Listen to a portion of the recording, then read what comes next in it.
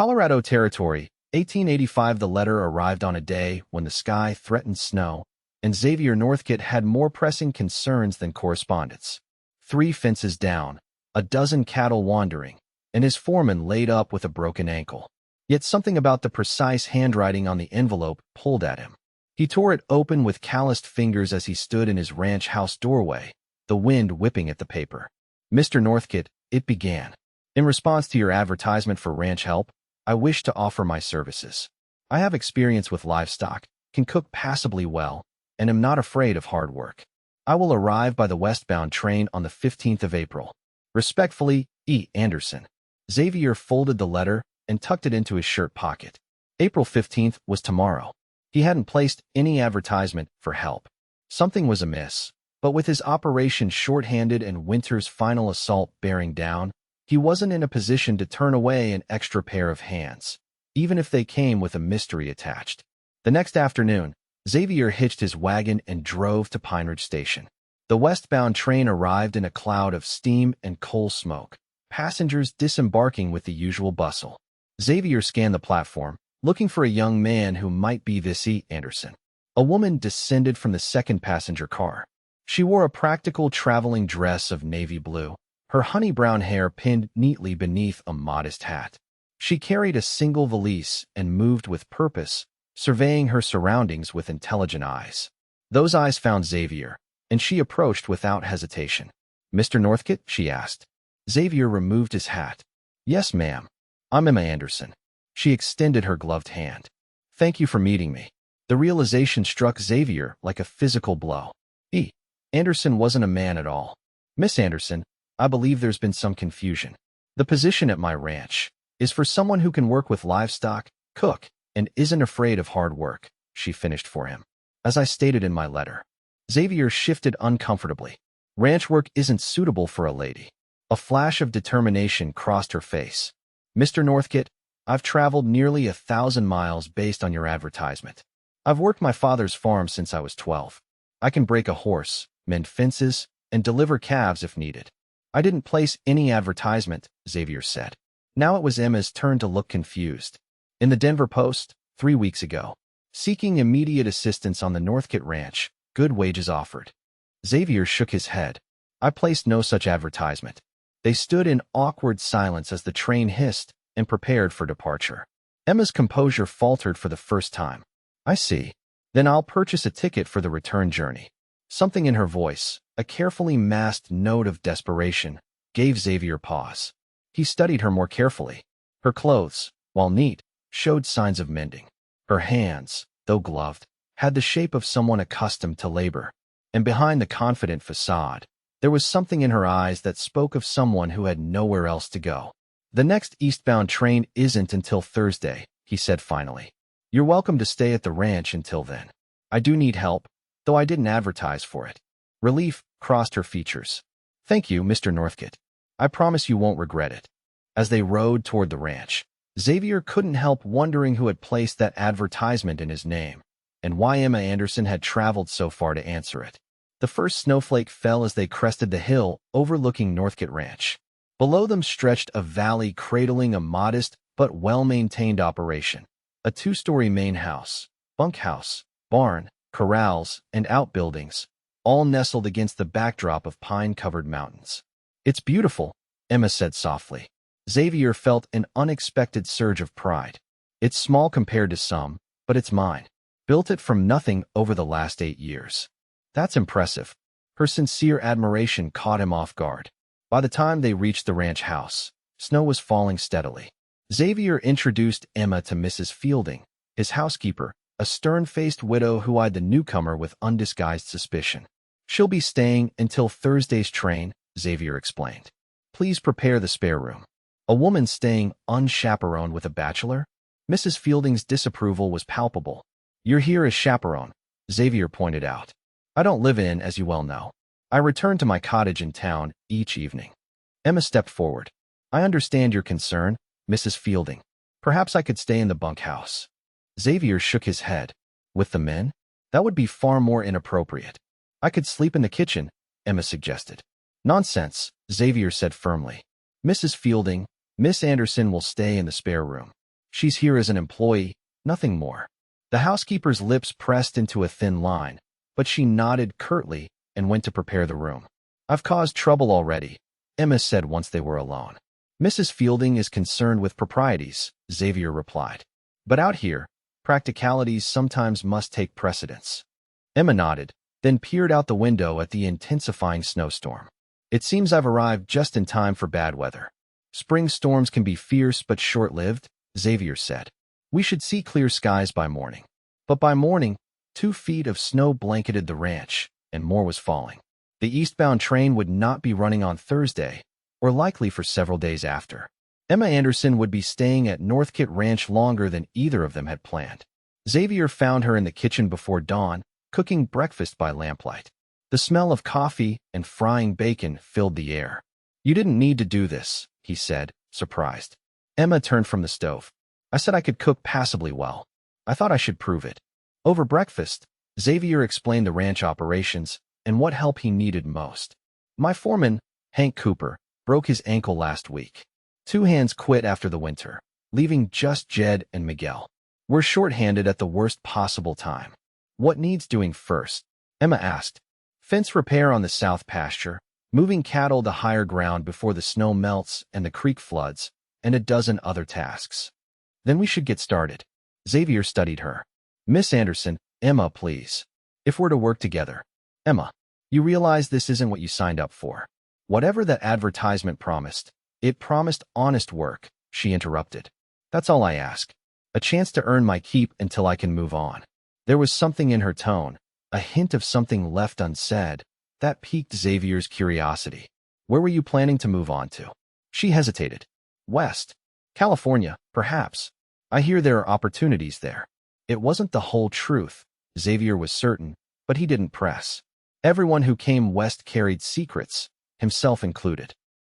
Very well, he said. Let's see what you can do.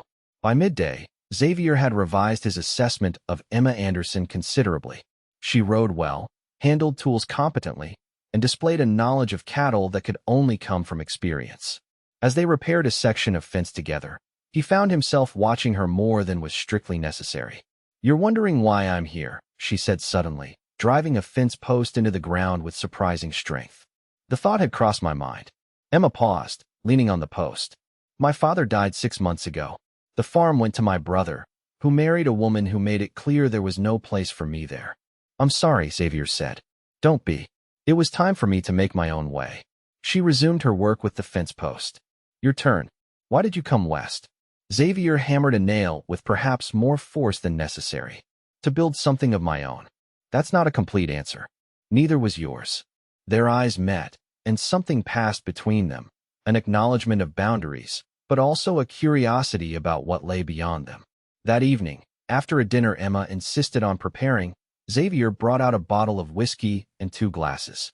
Through the window, they could see the snow had finally stopped, stars appearing in breaks between the clouds. Tomorrow we'll need to check the herd, he said, pouring a modest amount in each glass. The storm will have scattered them. Emma accepted the glass with a nod of thanks. I can help with that. You've proven yourself capable, Xavier admitted. But I'm still curious about that advertisement. Someone used my name to bring you here. Emma sipped her whiskey, wincing slightly at the burn. It's strange, I agree. The advertisement was specific, Northcott Ranch, 10 miles west of Pine Ridge Station. Whoever placed it knew your ranch. Xavier frowned. Few people would benefit from sending a stranger to my door. Perhaps it wasn't about benefit, Emma suggested. Perhaps someone knew I needed a fresh start, and you needed help. That narrows it to someone who knows both of us. Emma shook her head. I know no one in Colorado territory. Xavier swirled the amber liquid in his glass. Where did you live before? Missouri. A small town called Millbrook. Xavier went still. Millbrook, you know it. He set down his glass carefully. I passed through once. Years ago. Something in his tone made Emma study him more closely. When, 1879, the year hung between them, weighted with unspoken significance. Before Emma could question him further, a knock at the door interrupted them.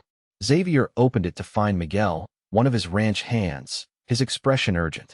Senor Northcott, riders coming. 5 men, armed. Xavier grabbed his rifle from above the fireplace.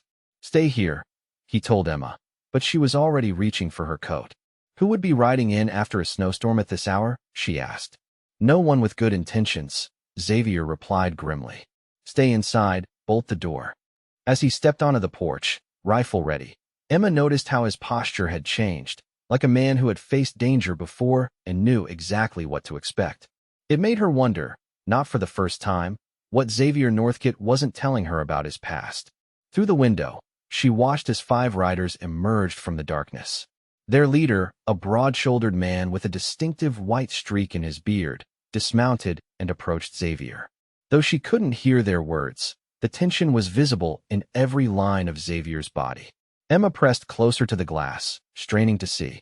The broad-shouldered man handed something to Xavier, a paper of some kind. Xavier read it, then looked up sharply at the man. Words were exchanged, voices rising. The other riders dismounted, hands hovering near their weapons. Unable to remain idle, Emma grabbed a shotgun she had spotted earlier in the kitchen and slipped out the back door. Circling around, she positioned herself behind the woodpile, the weapon ready. From this new vantage point, she could finally hear the conversation. Statute of limitations hasn't expired, the broad-shouldered man was saying. You're wanted for questioning in Millbrook, Northcott. The stage robbery left 3 men dead.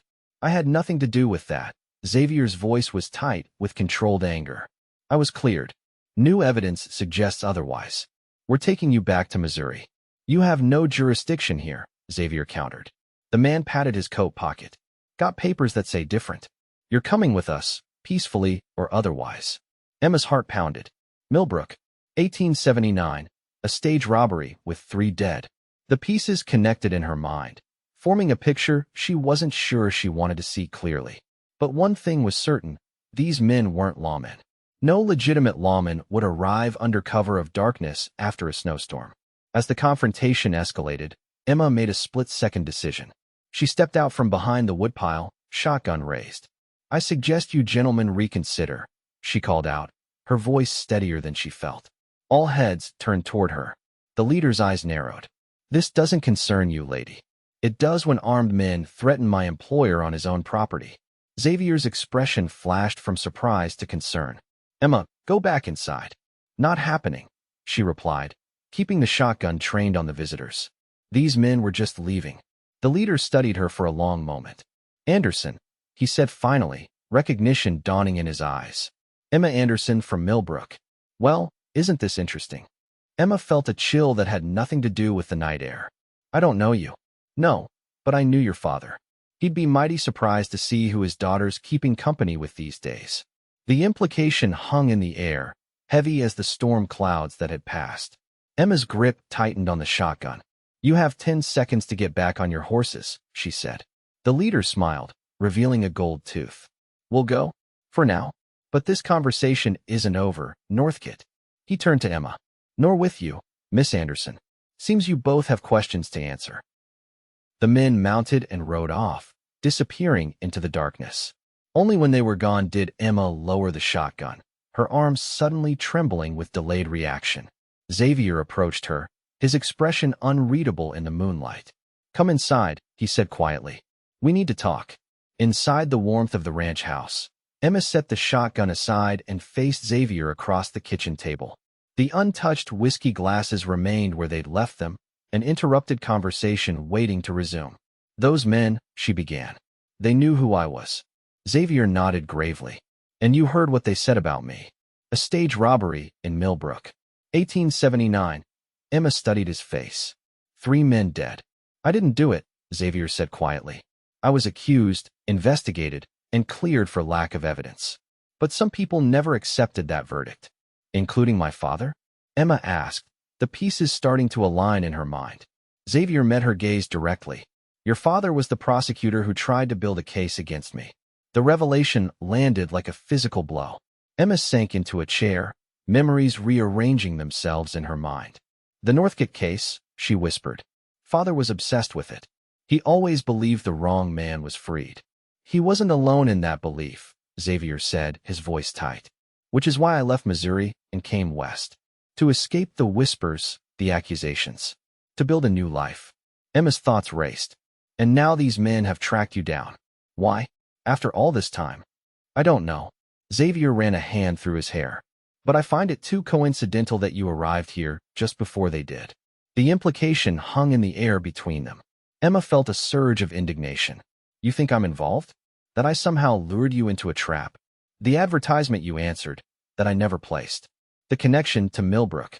Your sudden appearance. Xavier's expression hardened. What am I supposed to think? That it's a coincidence, Emma insisted. Or a trap meant for both of us. Xavier studied her, searching for deceit. Why would anyone target you? Emma hesitated, then decided truth was her only option. My father left documents, journals, case notes. After he died, men came looking for them. My brother told them I had taken them when I left. Did you? No. But they didn't believe that. Emma's hands clenched on the table. That's why I had to leave Millbrook. They threatened me. Xavier absorbed this information, his expression softening slightly. These men tonight, did you recognize any of them? Emma shook her head. No, but the leader recognized me. And he knew my father. Marshal Davis, Xavier supplied. He was your father's deputy during the investigation. The man with the white streak in his beard? I don't remember him. You would have been young then. Maybe 12 or 13.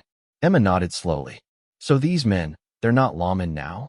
Davis was dismissed from his position years ago, Xavier confirmed. The others, I don't know. But they're not here in any official capacity. What do they want? Xavier's expression darkened. To finish what they started in 1879. They've always believed I got away with murder. Did you? The question slipped out before Emma could stop it. Xavier met her gaze unflinchingly. No, I was in Millbrook that day, but I had nothing to do with the robbery or the killings. Something in his steady gaze convinced Emma he was telling the truth. So what do we do now?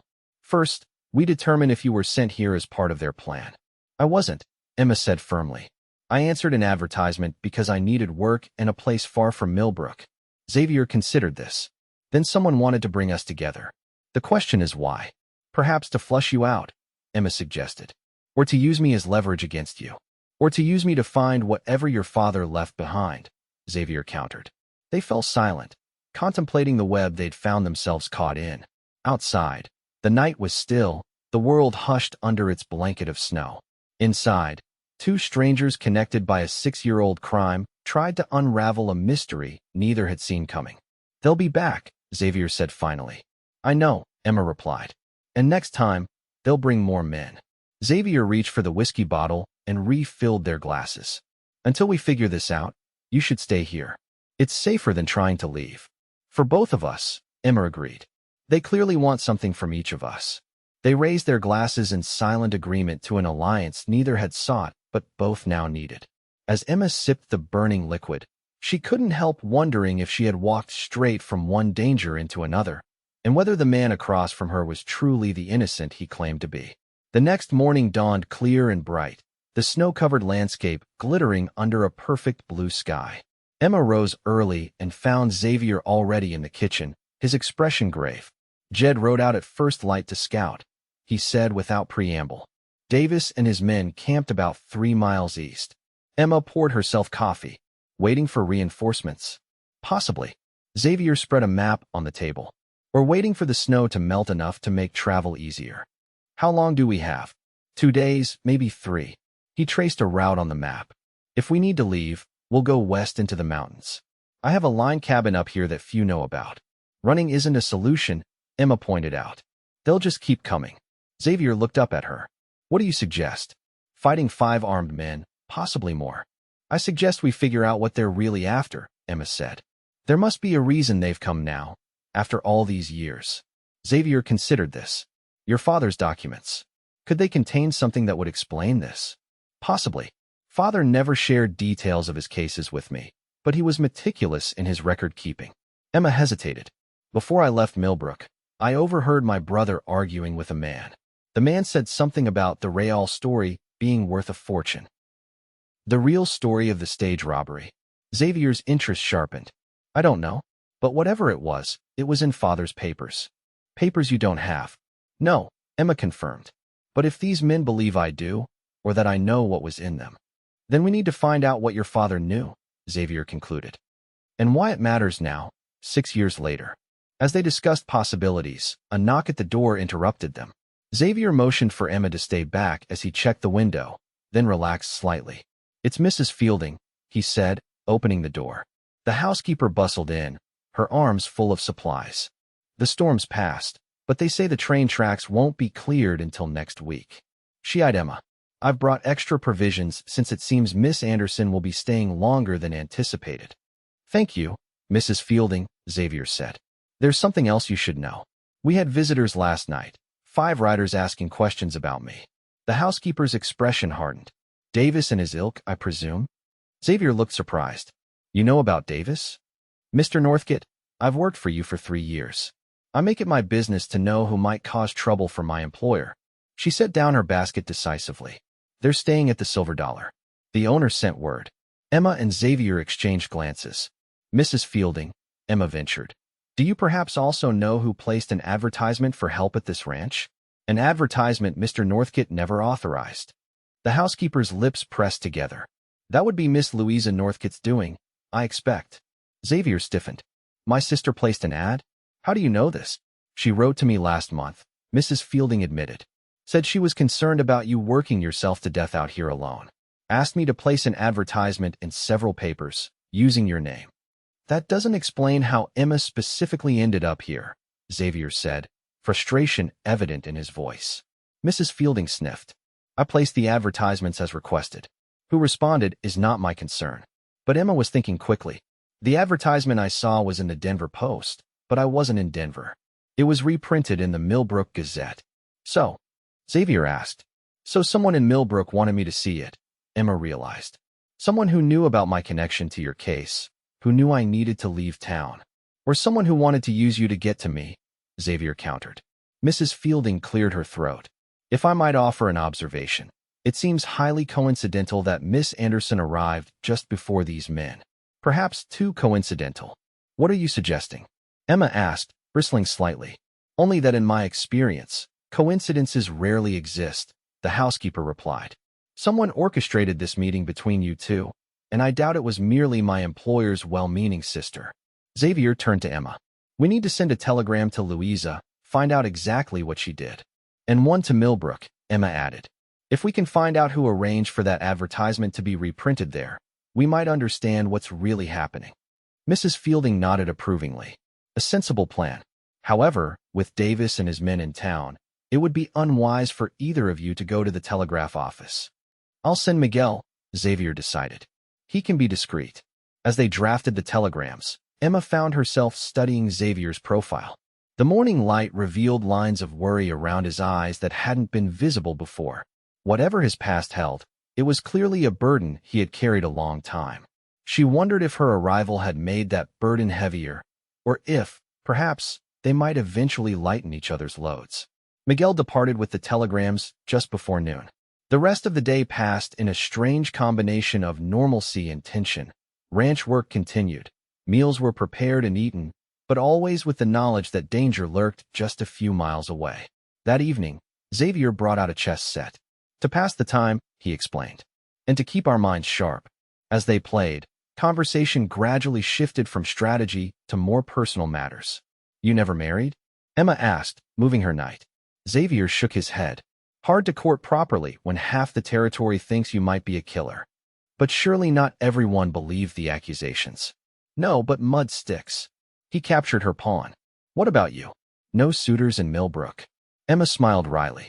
"The prosecutor's daughter?" Most young men found that intimidating. She hesitated. "There was one, briefly. Thomas Welling." "What happened?" "He wanted a wife who wouldn't challenge him. I wasn't that woman." Emma moved her bishop. "Check." Xavier studied the board with new respect. "You're good at this." "Father taught me. He said chess builds character and foresight." Her expression softened with memory. "For all his flaws, he taught me to think for myself." "Yet he was convinced of my guilt despite evidence to the contrary," Xavier observed, moving his king out of check. Emma met his gaze. "What was the evidence against you?" Xavier was quiet for a moment, contemplating his next move, both on the board and in their conversation. "I was in the wrong place at the wrong time," he finally said. "I had arrived in Millbrook that morning on business. Was seen near where the stage was robbed. Had no alibi for the exact time of the robbery." "That's circumstantial at best," Emma noted. "Yes, which is why the charges were eventually dropped. Xavier moved his rook. But there was more.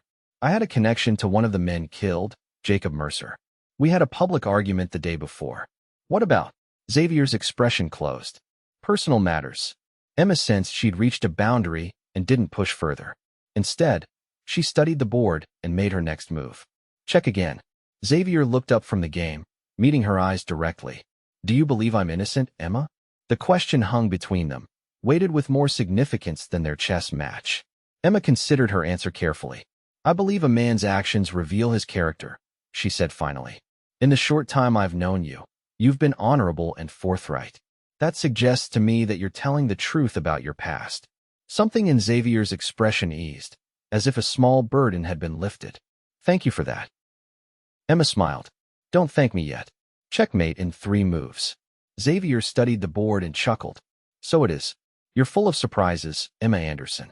As are you, Xavier Northcott. She began resetting the pieces. Another game? Before he could answer, they heard hoofbeats approaching. Xavier was on his feet instantly, rifle in hand. Stay here, he ordered, moving to the window.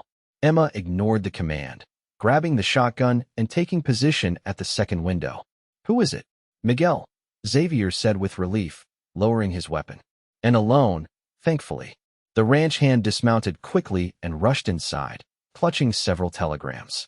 Senor Northcott, he said breathlessly, there is trouble. Davis and his men were watching the telegraph office. They followed me when I left. Xavier took the telegrams. Did you lose them? I think so. I rode through the creek and doubled back. Miguel looked over his shoulder nervously. But they know you sent messages now. Xavier nodded grimly. Get some food and rest, Miguel. You've done well. After the ranch hand departed, Xavier opened the first telegram. His expression darkened as he read. What is it? Emma asked. It's from my sister. He handed her the telegram. Read it yourself. Emma scanned the brief message. Never placed advertisement stop, coming immediately stop, danger approaching stop Louisa. She didn't place the advertisement? Emma's mind raced with implications. Apparently not. Xavier opened the second telegram, this one addressed to Emma. Advertisement placed by T. Welling stop paid cash stop specifically requested Millbrook Gazette stop. Emma felt the blood drain from her face. Thomas Welling? My former suitor. Xavier handed her the third and final telegram. Welling associated with Davis stop, left Millbrook 3 weeks ago stop rumored heading west stop. The pieces connected in Emma's mind with sickening clarity. Thomas is working with Davis. He arranged for me to come here. To you. But why? Xavier paced the room. What does Welling gain by bringing you to my ranch? Emma sank into a chair, her thoughts tumbling over each other. Thomas always seemed particularly interested in my father's work. He asked questions about his cases, his papers. She looked up at Xavier, realization dawning. He must believe I have the documents they're looking for, and he used me to flush you out at the same time. A neat solution to 2 problems, Xavier agreed grimly. Find your father's papers and settle an old score with me. But I don't have the papers, Emma protested. And even if I did, why would they matter now, years later? Xavier stared into the fire, his expression distant. Unless the papers contain something that's only recently become valuable. Like what? I don't know. He turned to face her. But whatever it is, it's worth enough for Davis to track me down after all these years, and for your Thomas to orchestrate this elaborate plan. Emma bristled. He's not my Thomas. A hint of a smile touched Xavier's lips despite the gravity of their situation. Fair enough. He sobered quickly. The question remains, what do we do now? We can't just wait for them to come after us, Emma said firmly. We need to understand what they're really after. And how do you propose we do that? Emma stood, decision made. We go to town. Tonight. Xavier stared at her. Into Pine Ridge? Where Davis and his men are waiting. Where they're not expecting us, Emma corrected. If Miguel shook them off his trail, they'll be watching the roads tomorrow, expecting us to make a run for it, or send another telegram. It's too dangerous, Xavier argued. More dangerous than sitting here waiting for them to bring reinforcements. Emma countered. We need information, Xavier. Mrs. Fielding said they're staying at the Silver Dollar. If we're careful, we might be able to overhear something useful. Xavier considered her plan. It's reckless. It's proactive, Emma insisted. And it's our best chance to understand what we're dealing with. After a long moment, Xavier nodded reluctantly. We'll need disguises. And we can't take the main road. As they prepared for their risky nighttime expedition, Emma felt a strange mixture of fear and exhilaration. In just a few days, her life had transformed from one of quiet desperation to dangerous intrigue, all connected to a man she was increasingly certain she had misjudged. Whatever happened next, she knew there would be no returning to the life she had left behind in Millbrook. Under cover of darkness, Emma and Xavier rode toward Pine Ridge, taking a circuitous route through the foothills. Emma had pinned her hair up under a cowboy hat and wore a pair of Xavier's old clothes, while Xavier had donned a heavy coat and hat he rarely used. At a distance, they might pass for two ranch hands rather than the targets of Davis's search. The town was quiet when they arrived, just past 10 o'clock. They left their horses at the livery stable at the edge of town and proceeded on foot, keeping to the shadows. The Silver Dollar Saloon glowed with lamplight, piano music and raucous laughter spilling into the street. How do we get close enough to hear anything? Emma whispered as they observed from across the street. Xavier pointed to a side entrance. Service door? The owner, Frank Malloy, is an old friend. He might help us. They circled around to the back of the building. Xavier knocked softly at the door, which opened to reveal a burly man with an impressive mustache. Xavier, he asked in disbelief. What in tarnation? We need your help, Frank, Xavier said quietly. And discretion. The man glanced at Emma, his eyebrows rising at her attire, but he stepped back to let them in. This better be good, he muttered. Inside a small storeroom, Xavier quickly explained their situation. Frank's expression grew increasingly grave. Davis and his boys have been here since yesterday, he confirmed. Drinking heavily, talking loosely. I didn't connect them to you until now. Have they said what they're after? Xavier asked. Frank scratched his chin thoughtfully. Nothing specific. But there's another fellow with them now. Younger, city-dressed. Arrived this afternoon. Emma and Xavier exchanged glances. Thomas Welling, she said. They're in the back room, Frank said. Private game. I can position you in the storeroom next door. There's a vent. You might hear something useful. Minutes later, Emma and Xavier were crouched in a cramped storeroom, ears pressed to a small ventilation grate. Through it, they could hear the murmur of voices, the clink of glasses, the shuffle of cards. Need to move quickly, a voice was saying. Emma recognized it as Davis's. Northcott's not a fool. He'll figure out something's wrong. He already has, replied a younger voice that sent a chill down Emma's spine. Thomas Welling. Miguel was followed to the telegraph office. We know he sent messages. And the Anderson woman? Davis asked. You're certain she has the documents? She must, Thomas insisted. Old man Anderson would never have left them behind. And they weren't in the house after he died. I searched thoroughly. You were supposed to charm her into showing them to you. Another voice grumbled. I tried, Thomas said defensively. But she's not easily manipulated. Then her brother forced her out, which was the perfect opportunity. I arranged for her to go straight to Northcott. And yet we still don't have the papers, Davis said, his tone dangerous. We will, Thomas assured him. Once we have them both, Emma will tell us where they are. And if she doesn't know, someone asked. There was a pause. Then we'll have Northcott as compensation. The reward for his capture will be substantial. There's no reward, Davis said dismissively. This isn't about bringing him to justice anymore. Then what is it about? Thomas asked, confusion evident in his voice. Davis lowered his voice, but Emma and Xavier could still make out his words. It's about what really happened to the Millbrook payroll. $300,000 that disappeared that day. I thought the money was recovered, Thomas said. Some of it, Davis agreed. Enough to make it look like a smaller score. But most of it vanished, along with the real mastermind of the robbery.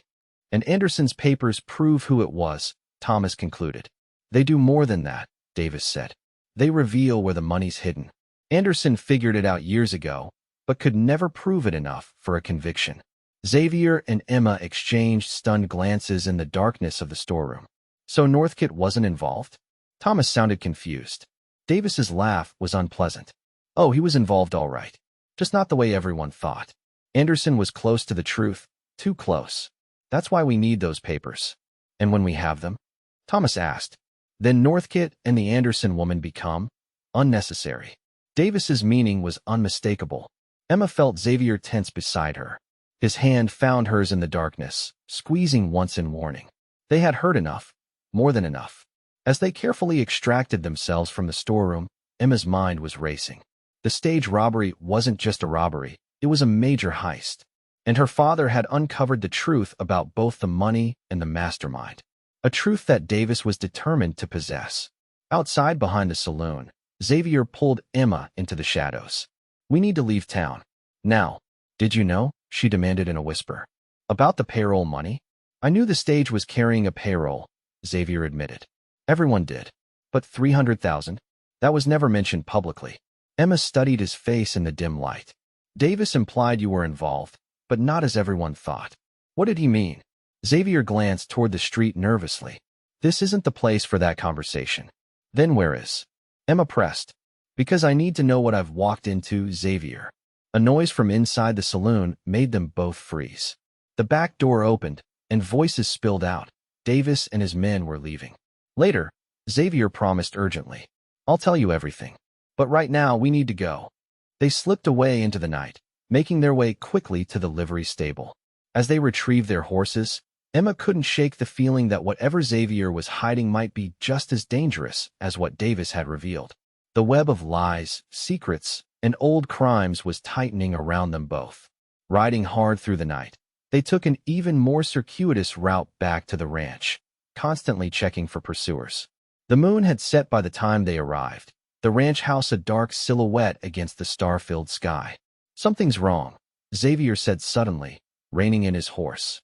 "No lights. Mrs. Fielding always leaves a lamp burning in the kitchen." They approached cautiously, circling the house. No movement, no sound, just an eerie stillness that raised the hairs on Emma's neck. "The barn," Xavier whispered. "We'll check there first." In the barn, they found Miguel and Jed tied up but alive. As Xavier cut them free, Miguel explained breathlessly. "They came an hour after you left. 6 men. They searched the house, then waited. When you didn't return, they left a man watching and took Mrs. Fielding with them." "They took Mrs. Fielding?" Xavier's voice was tight with anger. "Where?" "Back to town, I think," Jed said, rubbing his wrists. "Said they'd trade her for you too, and some papers." Emma felt sick. "This is my fault. They're using her as leverage because of me." Xavier shook his head. "No, this is Davis's doing." He turned to his ranch hands. "Are you both all right?" They nodded, and Xavier continued. "Miguel, ride to the Thompson ranch. Get as many men as Jacob can spare. Jed, check if the watcher is still out there." As the men hurried to their tasks, Xavier led Emma to a small tack room at the back of the barn. "We don't have much time," he said, lighting a lantern. "Davis will realize soon enough that we were in town tonight. We need to save Mrs. Fielding," Emma insisted. "We will. But first," Xavier moved a trunk, revealing a loose floorboard. He pried it up and reached into the space beneath, withdrawing a dusty leather satchel. "What is that?" Emma asked. Xavier opened it, revealing a stack of documents. "The reason Davis has been hunting me for 6 years." Emma stared at the papers in shock. "You have them?" "My father's documents." "Not exactly." Xavier spread the papers on an old table. "These are copies of some of your father's case notes, the ones pertaining to me. I took them before I left Millbrook." "You stole evidence?" Emma backed away slightly. "I copied evidence," Xavier corrected, "to protect myself. Your father was building a case against me based on false information. I needed to know what I was facing." Emma approached cautiously and examined the papers. She recognized her father's handwriting, his methodical style.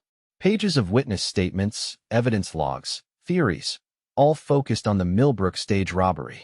"My father believed you were guilty," she said, scanning the notes. "He did," Xavier agreed. "But look at this."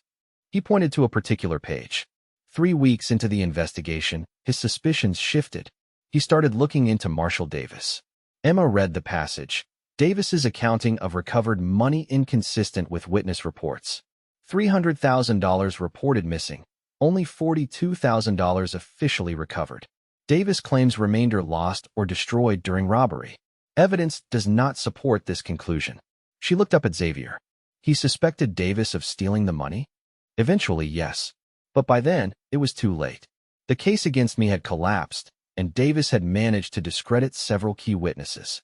Xavier's expression was grim. "I left town before your father could build a new case against Davis.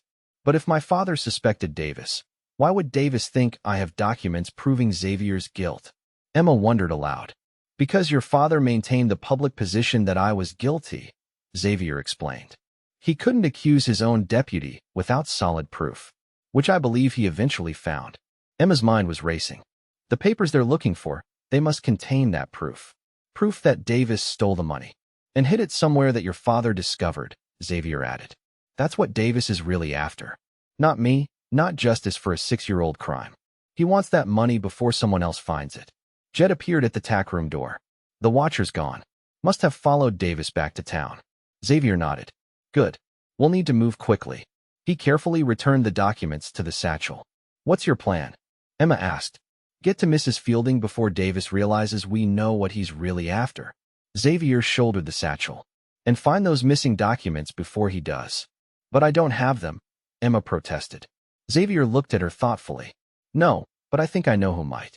Your father would have kept his most important evidence somewhere safe, somewhere only he could access. A safe deposit box. A lawyer, Emma suggested. Or with someone he trusted implicitly. Xavier's expression changed as an idea formed. Emma, did your father ever mention a man named Jacob Mercer? The name struck a chord. The man you argued with before the robbery? The one who was killed? Yes. Xavier hesitated, then continued. Jacob Mercer was your father's confidential informant. And my half-brother. Emma stared at him in shock. Your brother? But why would you argue with your own brother? Because I discovered he was working with your father, feeding him information about me. Xavier's expression clouded with old pain. I confronted him the day before the robbery. It was not a pleasant conversation. And he was killed the next day, Emma said softly. No wonder my father suspected you. It looked damning, Xavier acknowledged. But I didn't kill him. I think Davis did, when he realized Jacob had discovered his plan to steal the payroll. Emma processed this new information. So if Jacob was my father's informant, then he might have been the one your father entrusted with his most sensitive evidence, Xavier concluded. Evidence that might have been passed on after his death. To whom? Emma asked. Jacob died 6 years ago. To his widow, Xavier said. My sister-in-law, Catherine Mercer. She still lives in Millbrook, as far as I know. The pieces were falling into place. So the papers might be with her. But Millbrook is hundreds of miles away. And we have a more immediate problem, Xavier reminded her. Mrs. Fielding. Emma nodded, determination replacing shock.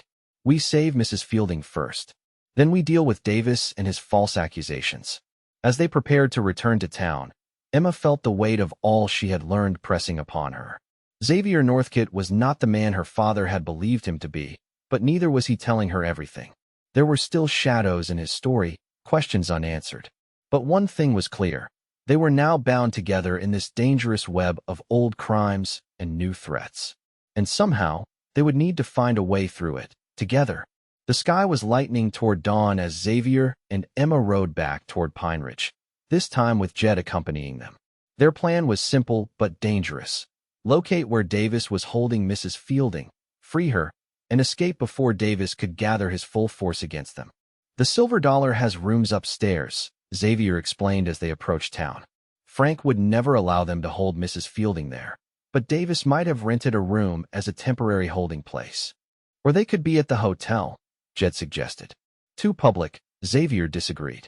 Davis wouldn't risk someone hearing Mrs. Fielding call for help. Emma considered the options. What about the old mining office at the edge of town? It's been abandoned for years. Xavier looked at her with new respect. Good thinking. Isolated, solid building, easy to guard. They left their horses at a small copse of trees and approached the abandoned mining office on foot. The building stood dark and seemingly deserted, but a thin wisp of smoke rose from the chimney. Someone's there, Xavier whispered. They circled the building cautiously. Through a grimy window, they could make out a single lamp burning inside. 2 men sat at a table playing cards, rifles within easy reach. There was no sign of Mrs. Fielding. She must be in one of the back rooms, Emma whispered. Xavier nodded. Jed, create a distraction at the front. Emma and I will go in through the back. As Jed moved around to the front of the building, Xavier turned to Emma. Stay behind me, he instructed, drawing his pistol. Emma pulled out a small derringer she had taken from the ranch. I can handle myself. Before Xavier could argue, they heard Jed's distraction. A series of crashes as he toppled stack of old mining equipment. The guards inside immediately reacted, moving toward the front door. Xavier and Emma slipped in through the back entrance, finding themselves in a narrow hallway. They checked the first room, empty except for old furniture. The second room was locked. "Mrs. Fielding?" Xavier called softly, pressing his ear to the door. "Mr. Northcott?" came the muffled reply. "Oh, thank heavens." Xavier shouldered the door open to find Mrs. Fielding tied to a chair, looking disheveled but otherwise unharmed. Emma quickly untied her while Xavier kept watch at the door. "Are you hurt?" Emma asked urgently. "Only my pride," Mrs. Fielding replied with surprising spirit. "Those barbarians interrupted my evening preparations and dragged me here without so much as a by your leave." "Did they say anything about why they took you?" Xavier asked as they helped her to her feet. "They seemed to think I knew where some papers were hidden," Mrs. Fielding said, straightening her clothing indignantly. "As if I would ever go through my employer's personal effects." A shout from outside interrupted them. Jed's distraction had been discovered. "We need to go," Xavier urged. "Now." They hurried down the hallway toward the back door, but before they could reach it, the front door burst open. Davis and two of his men rushed in, weapons drawn. Well, Davis said, his voice coldly amused. "Saving the damsel in distress." "How predictable, Northcott." Xavier pushed Emma and Mrs. Fielding behind him, his pistol aimed at Davis. "Let us pass, Marshal. This doesn't need to get bloody." "Oh, but it does," Davis replied. "You see, you've become quite inconvenient. You and Miss Anderson both." "Kidnapping is a hanging offense," Emma said from behind Xavier. "As is theft of government money." Davis's expression hardened. "So, you figured it out. That makes this simpler." He cocked his pistol. "The papers. Where are they?" "We don't have them," Xavier said. "Then you're of no use to me." Davis raised his weapon. Before he could fire, a shot rang out, but not from Xavier or Davis. One of Davis's men crumpled to the floor, and everyone turned to see Thomas Welling standing in the doorway, a smoking pistol in his hand. "That's enough, Davis," Thomas said, his voice steady. This wasn't the plan. The moment of confusion was all they needed. Xavier fired at the remaining henchman, the bullet striking his arm. Mrs. Fielding, showing surprising agility, grabbed a nearby chair and swung it at Davis, throwing his aim off. His shot went wide, splintering the doorframe. In the chaos that followed, Emma, Xavier, and Mrs. Fielding managed to escape through the back door. They could hear shouts and another gunshot behind them, Thomas and Davis apparently turning on each other. They met Jed at the trees where they'd left the horses. "What happened in there?" he asked, wide-eyed. "A falling out among thieves," Xavier said grimly, helping Mrs. Fielding onto his horse. "Ride double with her, Jed. Get back to the ranch as fast as you can." "What about you?" Mrs. Fielding asked anxiously. "We'll follow," Xavier assured her. "But we need to make one stop first." As Jed and Mrs. Fielding galloped away, Emma turned to Xavier. "What stop?" "The telegraph office. We need to send a message to Catherine Mercer in Millbrook." Xavier's expression was determined. "It's time to end this, once and for all." The telegraph office was just opening as they arrived. Xavier quickly wrote out a message and handed it to the operator. "Urgent," he said, placing extra money on the counter. "And I'd appreciate your discretion." The operator nodded, eyeing the money. "Of course, Mr. Northcott." Outside, Emma asked, "What did you say in the telegram?" "I asked Catherine to confirm if she has the documents, and if so, to tell us what they contain," Xavier explained. "With any luck, we'll have an answer before Davis recovers from the chaos back there." "And Thomas?" Emma couldn't help asking. "Why would he turn on Davis?" Xavier shrugged. "Who knows? Maybe he has his own agenda. Or maybe he really does care what happens to you." Emma shook her head. "Thomas only cares about himself. There's something else at play here." As they rode back toward the ranch, Emma couldn't shake the feeling that they were missing a crucial piece of the puzzle. Thomas's intervention had saved their lives, but it made no sense given what they had overheard at the saloon. Unless Thomas had his own plans for the missing money, plans that didn't include sharing with Davis and his men. At the ranch, they found Miguel had returned with 5 men from the neighboring Thompson property. Xavier quickly organized them into defensive positions around the ranch house and barn. "Davis will come," he told them grimly, "and he'll bring whatever men he has left." Inside the house, Mrs. Fielding was brewing coffee, seemingly unfazed by her ordeal. A respectable household should always be prepared for guests, she declared. Even unwelcome ones. Emma smiled despite the tension. You're remarkable, Mrs. Fielding. I'm practical, Miss Anderson. The housekeeper poured coffee for them both. Now, perhaps one of you would care to explain why those men were so interested in papers I know nothing about. Xavier exchanged glances with Emma before explaining the situation. The stage robbery, the missing payroll, and Davis's role in it all. Mrs. Fielding listened with growing indignation. To think that man sat in my kitchen just 3 days ago, asking innocent questions about the ranch. She shook her head disapprovingly. And you believe these documents will prove his guilt? If we can find them, Emma said. They may be in Millbrook with Catherine Mercer. Jacob Mercer's widow? Mrs. Fielding asked, surprised. I didn't realize you knew her, Mr. Northcott. Xavier looked uncomfortable. Jacob was my half-brother. Mrs. Fielding's eyebrows rose, but she merely said, I see. Family connections can be complicated. Indeed they can, came a voice from the doorway. They all turned to see Thomas Welling, his clothes disheveled and a bloody scratch across his cheek, but his pistol steady in his hand. Thomas, Emma gasped. Xavier reached for his gun, but Thomas shook his head. I wouldn't, Northcott. I've got men covering every exit. What do you want, Welling? Xavier demanded. The same thing Davis wants, Thomas replied. The documents and the money. But unlike Davis, I'm willing to negotiate. We don't have the documents, Emma said. But you know who does, Thomas countered. Jacob Mercer's widow. You've already sent a telegram to her, haven't you? Xavier's expression remained neutral. What's your offer, Welling? Simple. You help me get the documents and find the money. In return, I ensure Davis never bothers either of you again. Thomas smiled thinly. I have certain connections that can make that happen. Why should we trust you? Emma asked. You manipulated me from the beginning. Thomas had the grace to look slightly abashed. That was business, Emma. Nothing personal. It felt personal when you arranged for me to be sent here like a lamb to slaughter, she retorted. I knew you'd be safe with Northcott, Thomas said, surprising them both. His reputation may be questionable, but he's known to be protective of women. Xavier's eyes narrowed. You know a lot about me. I make it my business to know about people who interest me, Thomas replied. And you, Northcott, have interested quite a few people over the years. Before the conversation could continue, Miguel burst in. Riders coming. At least 10 men. Thomas cursed under his breath. Davis. He must have gathered reinforcements faster than I anticipated. Xavier moved to the window. Sure enough, a group of riders was approaching fast, Davis at their lead. Your men? Xavier asked Thomas skeptically. Thomas shook his head. Mine are already positioned around the house. These are new players. Xavier made a quick decision. We can settle our differences later. Right now, we have a common enemy. Thomas hesitated, then nodded. Agreed. Temporary truce. As they prepared to defend the ranch, Emma found herself in the surreal position of standing alongside the man who had manipulated her and the man her father had accused of murder, both now allies against a corrupt former lawman intent on silencing them all.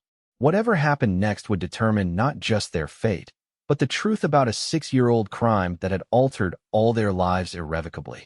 The next hours passed in a blur of tension and sporadic gunfire. Davis and his men had taken positions around the ranch, effectively laying siege to the property.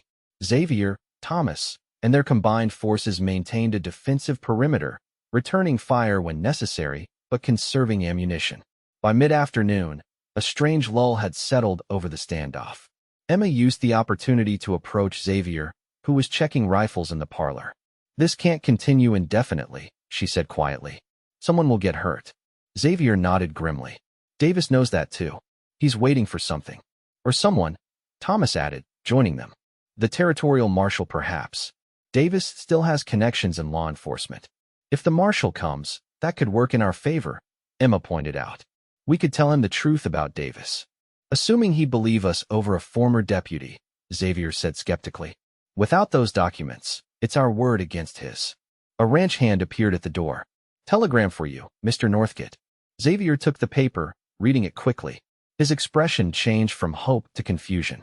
What does it say? Emma asked. It's from Catherine, Xavier said, handing her the telegram. Emma read aloud. No documents stop Jacob gave everything to Elizabeth before he died. Stop She knows where stop, Elizabeth? Thomas asked. Who's that? Xavier and Emma exchanged puzzled glances. I don't know any Elizabeth connected to Jacob, Xavier said. Emma suddenly gasped. Wait, my middle name is Elizabeth. My father sometimes called me that when we were discussing serious matters. So Jacob gave the documents to you? Xavier asked, confused. No, Emma said slowly, thinking. I never met Jacob Mercer. But, her eyes widened. The music box. What music box? Both men asked simultaneously. 6 years ago, shortly after the stage robbery, a package arrived for me. Inside was a beautiful music box, supposedly a gift from a distant aunt who had passed away. Emma's voice quickened with excitement. My father insisted I keep it in his study. After he died, I took it with me when I left Millbrook. Where is it now?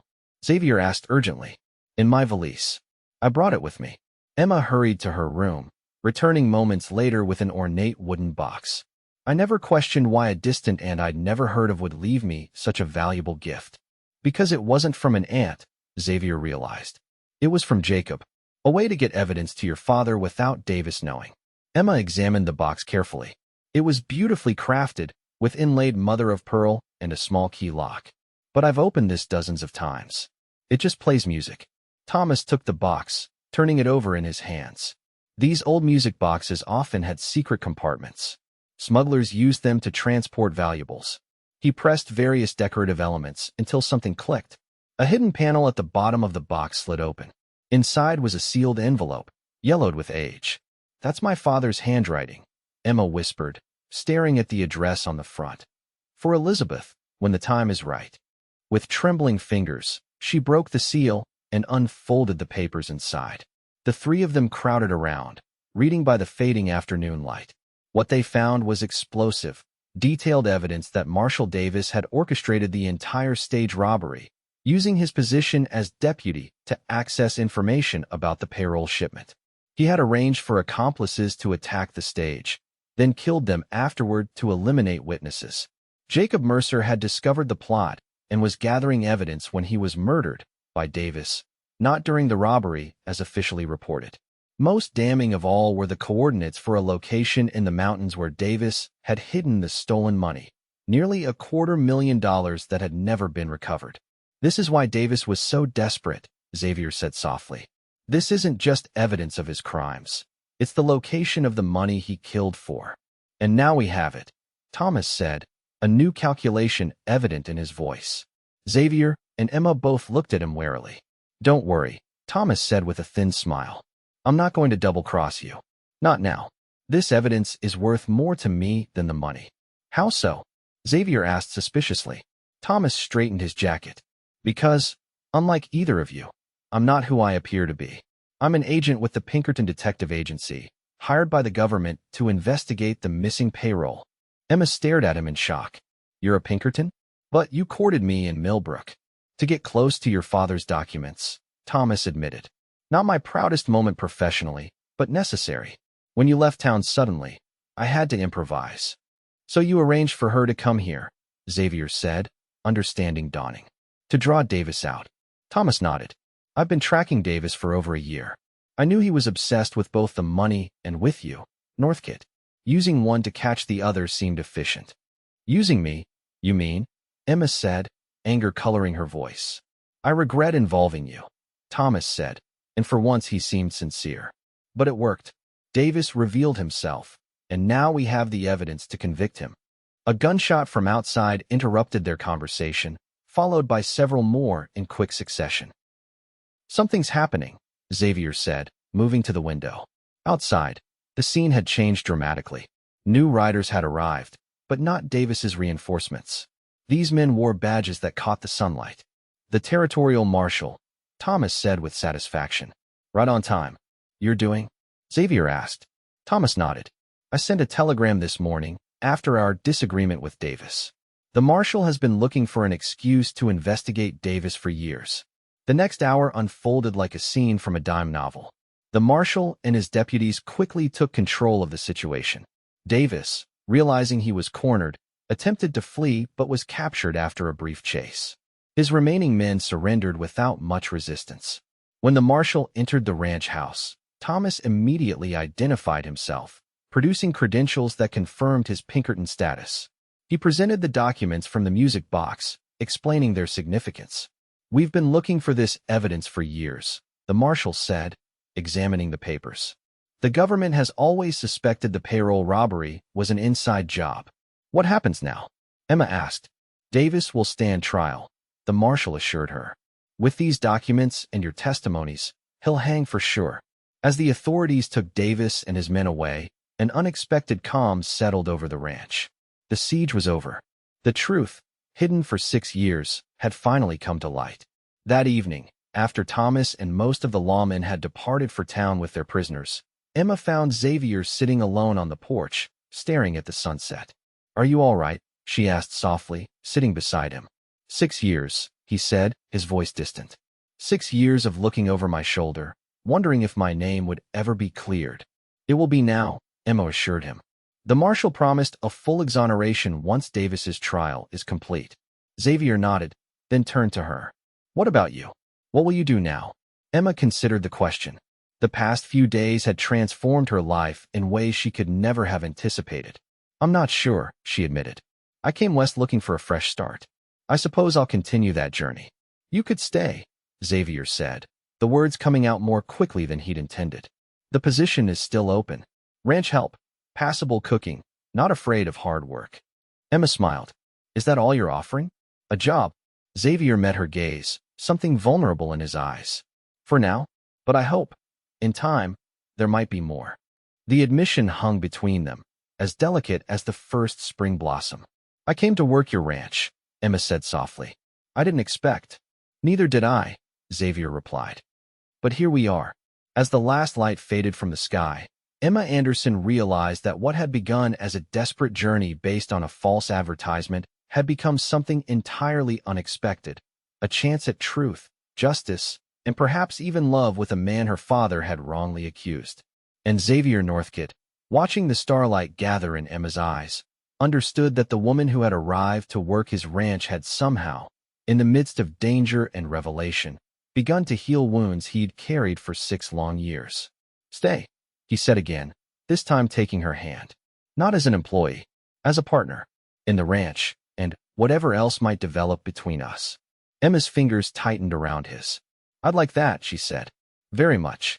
As they sat together in the gathering darkness, the future stretched before them, uncertain, unwritten, but finally free from the shadows of the past. 2 months later, Emma stood on the porch of Northcott Ranch, watching as Xavier directed the haymaking in the east field. Summer had transformed the valley into a lush paradise, the ranch thriving under their combined care. Davis's trial had been swift and conclusive.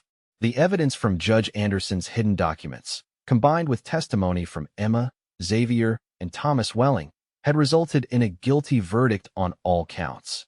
The missing payroll money had been recovered from its mountain hiding place and returned to the government. Xavier's name had been officially cleared, the record amended to show he had been wrongfully accused. Thomas had returned to his Pinkerton duties, departing with a surprisingly sincere apology to Emma for his deception. Life at the ranch had settled into a pleasant rhythm. Mrs. Fielding still maintained the household with firm efficiency, though she now returned to her cottage in town only rarely, preferring to stay at the ranch to keep an eye on proprieties, as she put it.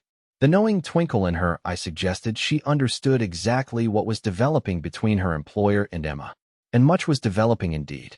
What had begun as a professional arrangement had blossomed into something neither of them had expected to find.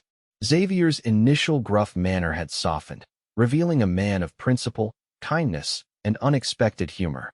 Emma had discovered strengths in herself she hadn't known she possessed, thriving in the challenges of ranch life. As Emma watched Xavier now, she felt a familiar warmth spread through her chest. He looked up, caught her gaze, and smiled. That private smile he reserved only for her. He said something to Miguel and Jed, then headed toward the house. "Admiring the view?" he asked as he climbed the porch steps. Emma smiled. "The scenery has certainly grown on me." Xavier took her hand, a gesture that had become natural between them. "I've been thinking," he began. "A dangerous pastime," Emma teased. "Perhaps." His expression grew more serious.